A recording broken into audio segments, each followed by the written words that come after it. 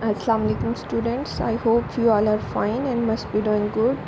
We were doing chapter number 8, that is related to a query.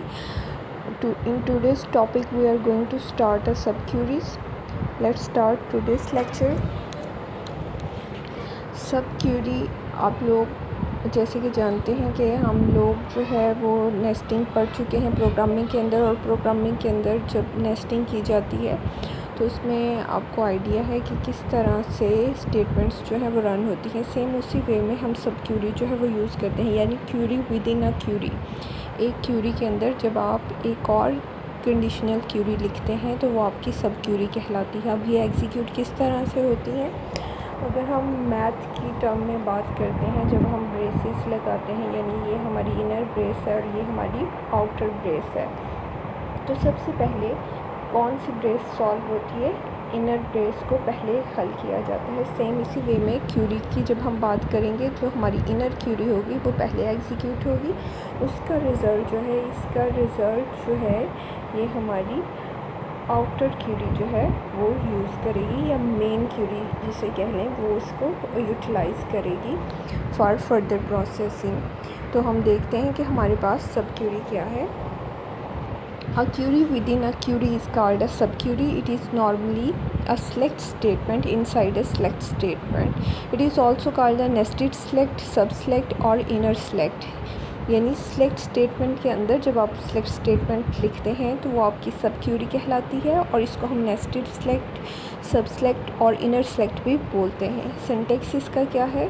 Select में आप क्या लिखेंगे? सेलेक्ट लिस्ट, यानी जितने आप जो है कॉलम जो है वो सिलेक्ट करना चाहते हैं फ्रॉम टेबल वेयर, यहाँ पर कोई भी जो ऑपरेटर हम यूज़ करना चाह रहे हैं वो हमारा ऑपरेटर आ जाएगा। देन सेलेक्ट, और सेलेक्ट के अंदर फिर सेलेक्ट लिस्ट, जितने जो भी सिलेक्ट करना चाहते हैं फ्रॉम अ टेबल के अंदर से। The sub query inner query execute once before the main query. Inner query जो है वो आपकी एक दफ़ा एग्जीक्यूट होती है मेन क्यूरी से पहले। द रिज़ल्ट ऑफ सब Curie is use by the main query और आउटर क्यूरी। जो सब क्यूरी का रिज़ल्ट होता है उसको कौन यूज़ करता है? आउटर क्यूरी यूज़ करती है। अब हमें यहाँ से आइडिया हो गया कि हमारे पास सब क्यूरी क्या होती है। Nested query, in query within a query is called a sub query. Types of सब क्यूरी की अगर हम बात करते हैं तो हमारे पास मुख्तलिफ़ तरह की सब क्यूरीज़ हैं। इस हवाले से इसको डिवाइड कर दिया गया है। There are 2 types of a sub query. सब क्यूरी की 2 टाइप्स हैं। सिंगल रो सब Curie.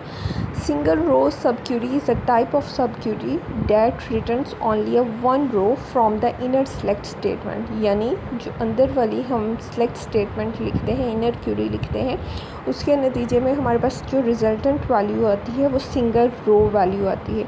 It uses a single row operator। इसके साथ हम single row operator यूज़ करते हैं जो कि हमारे पास है equal, लेस देन, ग्रेटर, और ये हमारे पास इसके लिए सिंबल जो हैं वो यूज़ हो रहे हैं। अगर हम इसको एग्जांपल की मदद से एलैबोरेट करने की कोशिश करें तो हमारे पास एक एग्जांपल है, write a query that display the employees who earn minimum salary in a company. अगर आप एम्प्लॉय के टेबल को रिकॉल करें तो वहाँ पर मिनिमम सैलरी का कोई भी कॉलम सच नहीं था।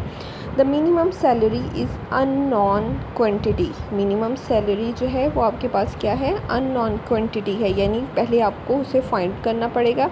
It required 2 steps. तो जो हमारी क्यूरी होगी वो हमारी 2 स्टेप्स में डिवाइड होगी।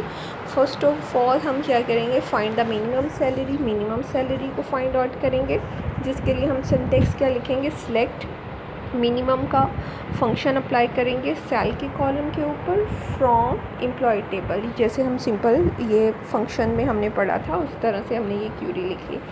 देन नेक्स्ट स्टेप में हम क्या करेंगे? Find the employee who earn the minimum salary. उन एम्प्लॉय को फाइंड आउट करें जो कि मिनिमम सैलरी जो है लेते हैं। तो यहाँ पर क्या करेंगे? Select employee name, job, salary from employee table, where के अंदर sal is equal to lowest salary which is unknown. यहाँ पर हमने अभी जस्ट समझाने के लिए यहाँ पर लिख दिया कि sal is equal to lowest salary which is the unknown, जो अभी हमें पता नहीं है।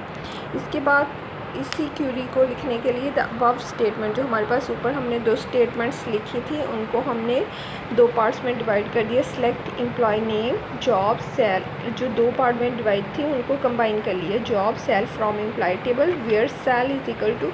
अब ये जो फर्स्ट स्टेप के अंदर हमने क्यूरी बनाई थी वो इसके अंदर लिख दी सेल। इसको अगर select main salary from a employee table, तो इसकी रिजल्टेंट वैल्यू ये देखें हमारे पास, ये इसका जो है वो रिज़ल्ट क्रिएट होके आया। वर्किंग ऑफ सब क्यूरी, अगर हम मज़ीद इसको देखते हैं कि ये किस तरह से काम कर रही है, किस तरह से टेबल के ऊपर अप्लाई होगी।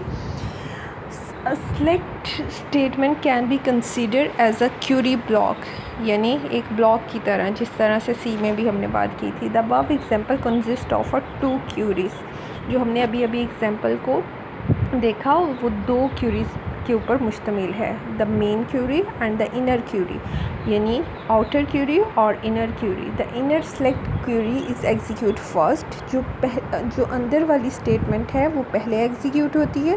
The main query then execute, उसके बाद जो आउटर क्यूरी होती है वो एग्जीक्यूट होती है।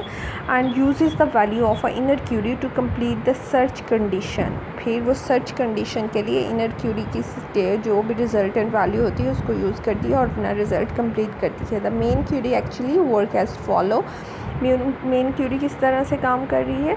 Select employee name, sal, department from employee table, यानी ये वाले कॉलम हमें एम्प्लॉय के टेबल से दे दो। Where sal is equal to 800 यहाँ पे क्यों लिखा है, बिकॉज़ हमारी जो इनर क्यूरी थी उसने हमें ये रिज़ल्टेंट वैल्यू जो है वो कैलकुलेट करके दी, जिसको ये आउटर क्यूरी जो है हमारी यूज़ करी, ये वर्किंग कोलैबोरेट करने के लिए यहाँ पे बताया गया। यानी जो इनर क्यूरी का रिज़ल्ट होगा, इसका जो रिज़ल्ट था वो ये वाली क्यूरी यूज़ कर रही है और उसको अब यहाँ पे दिखाया गया है। तो इसलिए हमारे पास सिंगल वैल्यू जो है वो रिटर्न हो के आई और हमने इसको एज अ रिजल्टेंट जो है यहाँ पर भी डिस्प्ले करवाया हुआ है। ठीक है, अब अगर हम मल्टीपल रो सब क्यूरी की बात करते हैं, मल्टीपल रो सब Curie is a type of सब Curie that returns more than 1 row from the inner select statement, जिसके नतीजे में हमारे पास इनर स्टेटमेंट जो है वो एक से ज़्यादा रोज़ जो है वो रिटर्न करती है। इसका तरीक़ाकार क्या है, write a query that display the employee who earn the lowest salary in each department. अब यहाँ पे ईच डिपार्टमेंट की बात हो रही है। Select employee name, salary, department number, जैसे ये आउटर क्यूरी हमने लिखी, from employee table where sal in select, ये हमारी इनर क्यूरी है। Minimum salary from employee, group by department number, यहाँ पर ग्रुप बाय क्लास यूज़ हो रही है ईच डिपार्टमेंट के लिए। ये वाली क्यूरीज हम पीछे भी कर चुके हैं। यानी इनर क्यूरी के अंदर आप कोई भी क्लास यूज़ कर सकते हैं, कोई भी कंडीशन यूज़ कर सकते हैं अकॉर्डिंग टू योर रिक्वायरमेंट। ये नहीं है कि हमने उसके अंदर सिंपल सिंटेक्स लिखना है या कुछ भी। तो यहाँ पर हम उसे ग्रुप बाय कर रहे हैं। तो ग्रुप बाय होने के बाद हमारे पास ये देखें रिजल्टेंट वैल्यू जो है हमारे पास डिस्प्ले होंगी। हम इसको, ये जो हमारे पास इसकी रिजल्टेंट वैल्यू डिस्प्ले होगी वो उसके अकॉर्डिंगली ग्रुप बाय होके हर डिपार्टमेंट के अकॉर्डिंगली जो है वो वैल्यू हमारे पास आ गई। यानी 20 के क्रॉस, 30 के क्रॉस और 10 जो थे हमारे डिपार्टमेंट नंबर थे, इनके हवाले से हमारे पास जो लोएस्ट सेल थी वो आ गई और उसमें एम्प्लॉय के नेम भी जो है वो यूज़ हो गए। The inner query group by class कहते हैं, the inner query has a group by class. Inner query के अंदर हमारे पास ग्रुप बाय क्लास है। It means that it may return a multiple values, ये मल्टीपल वैल्यूज़ रिटर्न करेगी। In this case in operator must be use because it expects a list of value, इसलिए हमें इन operator साथ में use करना पड़ेगा क्योंकि मल्टीपल वैल्यूज़ की बात या लिस्ट ऑफ वैल्यूज़ की बात हो रही है। ओके, देन हमारे पास है कंपेयरिंग अ मल्टीपल वैल्यूज़। अगर हम मल्टीपल वैल्यूज़ को कंपेयर करना चाहते हैं, write a query that display the employee who earn the lowest salary in their department की बात हो रही है। तो इसमें हम select employee name, salary, department from employee table where sal, department number in select minimum salary, department number, minimum salary select, minimum salary वाला जो फंक्शन लिखा उसके बाद डिपार्टमेंट नंबर फ्रॉम एम्प्लॉय के टेबल से ग्रुप बाय डिपार्टमेंट नंबर, उसको group bye किससे हवाले से किया, डिपार्टमेंट नंबर के हवाले से। तो यहाँ पर भी हमारे पास जो है रिज़ल्टेंट वैल्यू जो है वो पिछले रिज़ल्टेंट वैल्यू के अकॉर्डिंगली ही आई है। उसके बाद हमारे पास है एनी और all operator. The any all operator are use for sub queries. ये सब क्यूरीज के साथ यूज़ किए जाते हैं। That return sub multiple rows, जो कि हमारे पास मल्टीपल रोज़ रिटर्न करेंगे सब क्यूरी उनके साथ। They are use with the where and having class. ये वेयर और हैविंग क्लास के साथ यूज़ किए जाते हैं। विद द लॉजिकल ऑपरेटर, जैसे कि इक्वल है, नॉट इक्वल है, less than, greater than, less than equal, greater than equal. any operator, the any operator compares a value to each value written by the sub query। जो value sub query return करती है उसको compare करने के लिए, जैसे less than any means greater than any means more than minimum value, equal any is equivalent to in, and less than any means the less than the maximum. अब क्या यहाँ पर हमें बताया गया इनको यूज़ कैसे करना है। Write a query that display the employee who earn more than the lowest salary in the department 30। Department 30 की जो लोएस्ट सैलरी है उससे ज़्यादा जो एम्प्लॉय अर्न करते हैं उनका डेटा आपने डिस्प्ले करना है। तो सिलेक्ट स्टेटमेंट, यहाँ पर select statement, employee name, salary, job, department number हमने जो है सिलेक्ट लिस्ट में लिखा। From employee table, where, sal, greater than any. अब ये एनी ऑपरेटर जो है हम किसके साथ यूज़ कर रहे हैं, अपनी सब क्यूरी या इनर क्यूरी के साथ यूज़ कर रहे हैं। Select a distinct sal from employee where department number is equal to 30। अब ये डिस्टिंक्ट सेल की बात यहाँ पर क्यों की गई है कि हम ये नहीं चाहते कि डुप्लीकेट हो वैल्यू, तो डिस्टिंक्ट वैल्यू को डिस्प्ले कराना चाहते हैं। From employee where department number is equal to 30, जहाँ पर डिपार्टमेंट नंबर हमारा क्या है 30 है, तो उसके अकॉर्डिंगली हमारे पास जो है ये इसका डेटा जो है वो डिस्प्ले होके आ गया। अब डिपार्टमेंट नंबर 30 से जिन लोगों का लेस था डेटा, उनका डेटा जो है वो डिस्प्ले होके आ गया।